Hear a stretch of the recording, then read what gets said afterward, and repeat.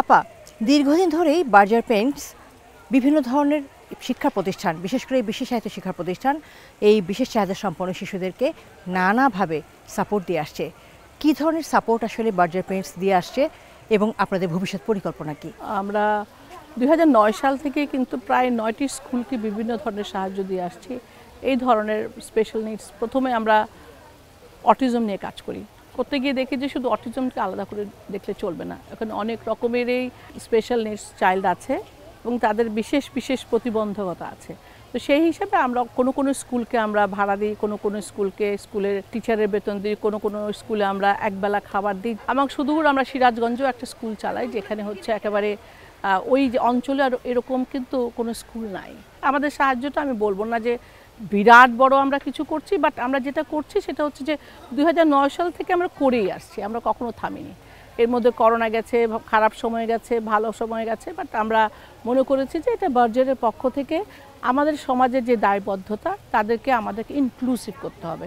প্রথমত সচেতনতা, সেই হিসাবে আমরা আপনাদের সঙ্গে কাজ করে আসছি এবং এই সচেতনতার বৃদ্ধিটা করলেই আমার মনে হয় acceptability of these children in the society will be ensured। সেটা আমার কাছে সবচেয়ে বড় মনে হয়।